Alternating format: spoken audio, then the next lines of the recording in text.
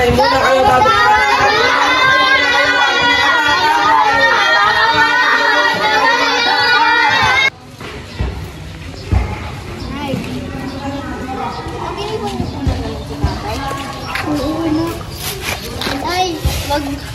Nay, matagal na po yan. Wag yun na po kami sige. Wala, ano naman ha. Tara na po, baka bago kami makauli sa aras ng klase. Basta huwag niyo ako iwanan ha. Tara na po, Nay. Ako, hindi ka namin iiwan. Basta kaya tara na, baka maulit ako isang lagi.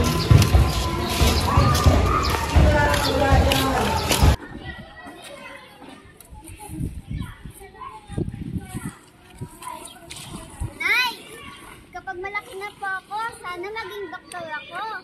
Tapos ibibili ko kayo ng malaking bahay para din tayo manirahan sa lansangan. Ako naman po, gusto ko po maging flight attendant kasi pangarap ko po makasakay sa airplane. Nay, ako rin Nay, gusto ko rin maging police. Nay, ako, pangarap ko po maging engineer para kapag ipapagawa na kayo ng bahay na Ate Carmelita, ako ang nag-design. Nay, baon! Oh, ito, 20 pesos. Pagkatiatin nyo na lang yun ha. Yun ang kasi yun ko ako. Sige, Ayun tayo!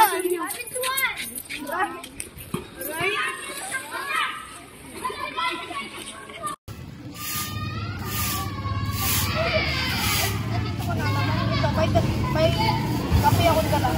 Parang hindi ko alam kung paano kami mabubuhay na wala. Alam ko naman ikaw, kung ano yung bagang kapinapasan at ikaw pa rin ang may malawamay. Siyempre naman kagawad. Lang na ako, Pet. Kaya masunan ako sa barangay. Wow, good luck! Uy, Elizabeth! Wala ka pa rin talaga sa alam mo na po kung ako, Pininday, ikaw pala yan! Ang alam, sinimpa na ang hangin at di kaya nagbalik dito. Excuse me, bakit ko? Pero kumusta na ang buhay-buhay, ate ko? Nakasay kayo pa din.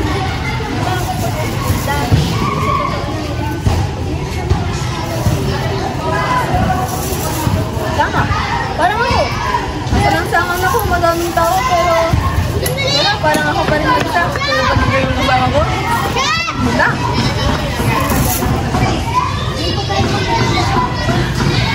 Yan yung gusto ko sa'yo. Lagi may galagdi ka, ha? Ayun ba?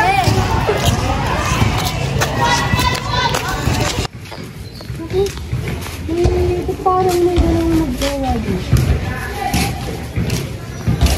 Ito na ba ito?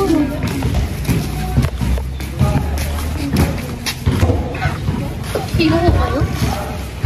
Ako si Elizabeth. Kanina nagdaanan ko kayo kasi papunta ako. Pauwi na ako eh. Ba't na ito?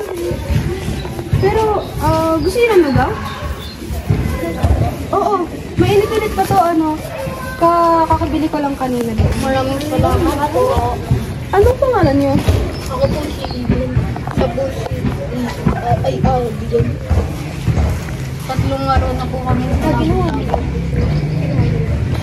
Gusto niyo bang, doon muna kayo sa bahay? Ate, pwede po ba kami makitulong po sa kahit isang gabi lang? Oo, okay lang naman. Meron pa naman akong konting espasyo doon, tapos meron pa din akong sobrang kumot. Hagi-hagiin na lang natin. Tara, baka umiwan ko eh. Tara.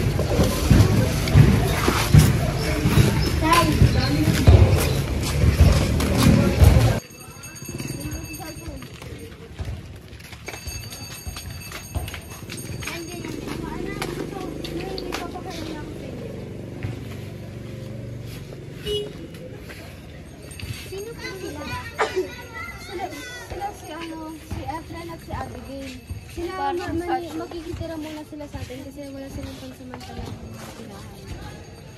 Dito po sila. Oo, katulad natin, sila naghahanap din ng safe na lugar na matitirhan. Kaya, okay lang sa inyo, dito lang sila. Dito muna sila kasi makakasama natin sila. Dito muna lang. Salamat, ang bait mo naman. Mabait din naman tong si Efren. Marunong siya mag-ayos ng mga gamit at marunong siyang makatulong sa mga gawaing bahay. Kaya malaking tulong sa atin. Tayong lahat, sama-sama tayo Sama-sama tayong tutasin yung mga problema natin. Tayong lahat pamilya? Oo, hindi din nabase sa dugo yung pamilya. Kahit hindi tayo magkakadugo, dapat ito rin pa rin natin ng isa't isang pamilya. Kaya, tara na, kain na tayo.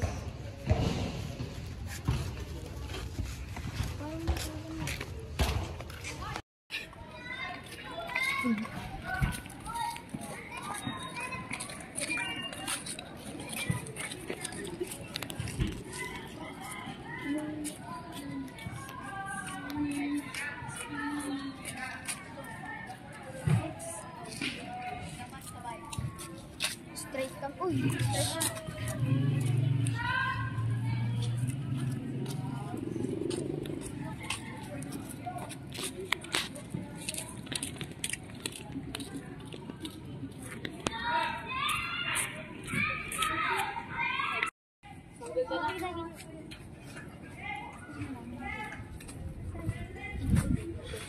Parang may problema. Hindi naman kagawad, okay lang. Huwag mo na ako alalahan. Pag may problema ka, lagi ako nandito. Maraming salamat sa Garda. Hindi ako sigal. Hindi mo alam ang buhay ko. Tingin mo dyan. Hindi ako tumitingin para mamustra, para may sagot ko sa isip. Ano ka bang hula?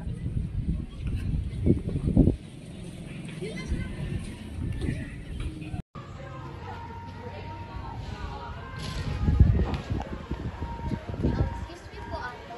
May sobrang pagkain po ba kayo? Wala akong dala ngayon. Ano sa kain natin ngayon? Ano kayo mga? Anong pangalan niyo? Ito po si Gabriel. Agala na. Makamulan na. Hindi mo akong pagkain. Salamat po.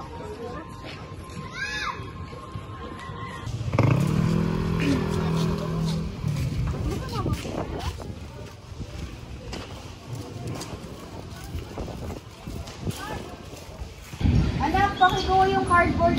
Dahan-dahan kayo, baka gusto na kayo. Apo, Nay. Maingat naman po kami. Oh, sino? Balik kayo na. May nakakuta yung tansyan sa kabilang kanto. Maraming salamat. Kahit barya lang to, malaking tulong ito para sa atin.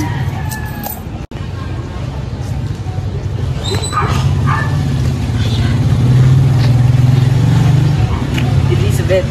Diyos, ay, naku, kayo nga. Alejandro!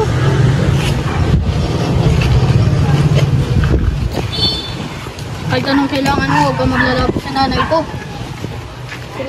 Sino po siya? Bangungot ng nakaraan. Elizabeth, patawad. Hindi na ako yung dating ako. Wala na akong trabaho. Wala. Ngayon ko lang naintindihan ang lahat. Ngayon mo lang? Ilang taon mo ako sinaktan, Alejandro? Halos araw-araw akong umiiyak nang hinginig na sasaktan. Pati mga anak natin nasaktan mo na rin. Tapos ngayon babalik ka? Wala na akong ibang pamilya. Kayo na lang. Kayo na lang. Patawad. Hindi mo na kami pamilya. Si nanay ang kumupkap sa amin nang walang hinihing kapalit. Hindi kami pinalaki sa takot. Pinalaki kami sa pagmamahal. Hindi kita kayang kamuhian, Alejandro. Pero tandaan mo, hindi mo na kami pagmay-may-ari. Yung pamilya ko, nabuo sa lansangan, Talakay, Basura. Pero hindi sa bugbog at sa sigaw.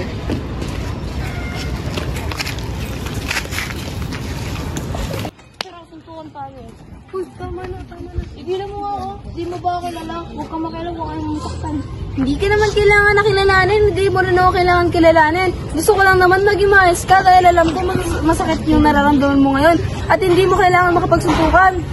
Ha? Ikaw, wala kang sariling bahay, nagmamagaling ka pa. Bakit? Kailangan bang magkasariling bahay para magmagaling? Di ba? Hindi.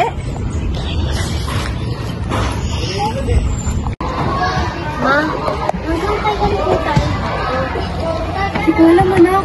Pero alam ko, ko, dadating din tayo sa punto na titira din tayo sa maayos at masayang bahay.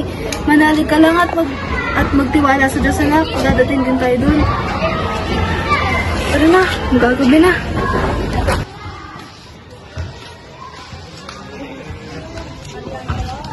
Ano ba nangyari? Wala naman, nakita lang kita nitong mga huling araw. Tahimik, masipag, at hindi katulad ng dati. Alam mo, ay binubuksan kami programang panghanap buhay sa barangay. Pwede po kung sino. Oo. Maraming salamat.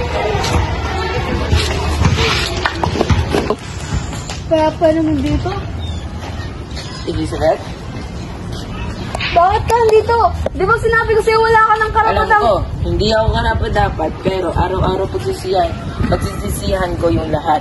Alam ko, hindi ko may babalik yung dati, pero babawi ako, Bet. Papatunayan ko. Bibigyan mo ba pangalawang pagkakataon na Leandro? Basta, siguraduhin mo lang, hindi mo ako sasaktan at lalo na yung mga anak natin. Tandaan mo yan. Maraming salamat, hindi ko sasayangin ang pagkakataon na ito. Basta tandaan mo yun, Alejandro. Masya, mauna na ako. Hindi madaling patawarin, mas mahirap pang muling maniwala. Ngunit sa puso ni Elizabeth, nanaid ang pag-asang kayang baguhin ng tao ang kanyang landas. Hindi para sa sarili, kundi para sa pamilyang kailanman hindi niya iniiwan. Sa tulong ni Kagawad Victor at sa sariling pagsisikap, unti-unting bumangon ng pamilya ni Elizabeth. Si Alejandro ang na dati kinakatakutan, ngayon inaasahan ng haligi ng tahanan. Si Elizabeth naman sa'y nawalan ng tiwala, ngayon inspirasyon sa komunidad. At ang kanilang mga anak, dugo man o hindi, ay may lumaking may-aral ng pagbangon, pagpapatawad at pagmamahal. Hindi lahat ng sugat ay kailangan manatiling bukas. Sa halip, maaari itong maging paalala na sa gitna ng dilim, ang liwanag ay lagi nating kayang buuin basta't magkakasama.